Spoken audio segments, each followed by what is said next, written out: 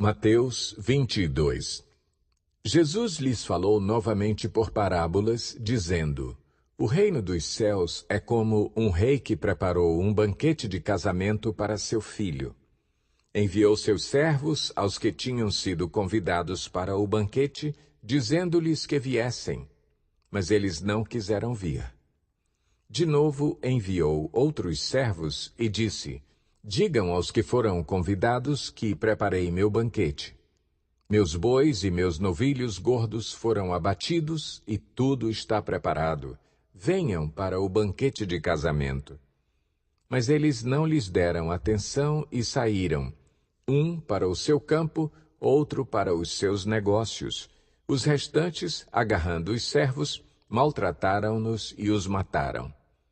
O rei ficou irado e, enviando o seu exército, destruiu aqueles assassinos e queimou a cidade deles. Então disse a seus servos: O banquete de casamento está pronto, mas os meus convidados não eram dignos. Vão às esquinas e convidem para o banquete todos os que vocês encontrarem. Então os servos saíram para as ruas e reuniram todas as pessoas que puderam encontrar, gente boa e gente má, e a sala do banquete de casamento ficou cheia de convidados. Mas, quando o rei entrou para ver os convidados, notou ali um homem que não estava usando veste nupcial. E lhe perguntou: Amigo, como você entrou aqui sem veste nupcial? O homem emudeceu. Então o rei disse aos que serviam: Amarrem-lhe as mãos e os pés e lancem-no para fora nas trevas. Ali haverá choro e ranger de dentes, pois muitos são chamados, mas poucos são escolhidos. Então os fariseus saíram e começaram a planejar um meio de enredá-lo em suas próprias palavras. Enviaram-lhe seus discípulos junto com os herodianos, que lhe disseram: Mestre, sabemos que és íntegro e que ensinas o caminho de Deus conforme a verdade. Tu não te deixas influenciar por ninguém, porque não te prendes à aparência dos homens. Dize-nos, pois, qual é a tua opinião? É certo pagar imposto a César ou não? Mas Jesus, percebendo a má intenção deles, perguntou: Hipócritas, por que vocês estão me pondo à prova? Mostrem-me a moeda usada para pagar o imposto. Eles lhe mostraram um denário e ele lhes perguntou: De quem é esta imagem e esta inscrição? De César, responderam eles. E ele lhes disse: Então, deem a César o que é de César e a Deus o que é de Deus. Ao ouvirem isso, eles ficaram admirados e, deixando-o, retiraram-se.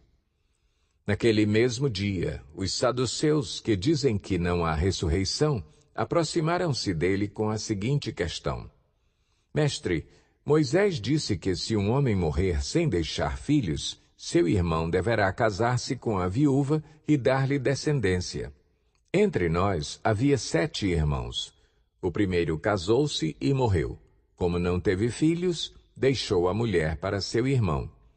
A mesma coisa aconteceu com o segundo, com o terceiro, até o 7º. Finalmente, depois de todos, morreu a mulher. Pois bem, na ressurreição, de qual dos 7 ela será esposa, visto que todos foram casados com ela? Jesus respondeu: Vocês estão enganados porque não conhecem as Escrituras nem o poder de Deus. Na ressurreição, as pessoas não se casam nem são dadas em casamento, mas são como os anjos no céu. E, quanto à ressurreição dos mortos, vocês não leram o que Deus lhes disse: Eu sou o Deus de Abraão, o Deus de Isaque e o Deus de Jacó? Ele não é Deus de mortos, mas de vivos. Ouvindo isso, a multidão ficou admirada com o seu ensino. Ao ouvirem dizer que Jesus havia deixado os saduceus sem resposta, os fariseus se reuniram. Um deles, perito na lei, o pôs à prova com esta pergunta: Mestre, qual é o maior mandamento da lei? Respondeu Jesus: Ame o Senhor, o seu Deus, de todo o seu coração, de toda a sua alma e de todo o seu entendimento. Este é o primeiro e maior mandamento. E o segundo é semelhante a ele: ame o seu próximo como a si mesmo. Destes 2 mandamentos dependem toda a lei e os profetas. Estando os fariseus reunidos, Jesus lhes perguntou: o que vocês pensam a respeito do Cristo? De quem ele é filho? É filho de Davi? Responderam eles. Ele lhes disse: então, como é que Davi, falando pelo Espírito, o chama Senhor?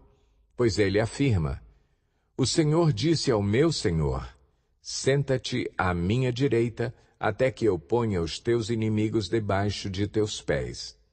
Se, pois, Davi o chama Senhor, como pode ser ele seu filho? Ninguém conseguia responder-lhe uma palavra, e daquele dia em diante, ninguém jamais se atreveu a lhe fazer perguntas.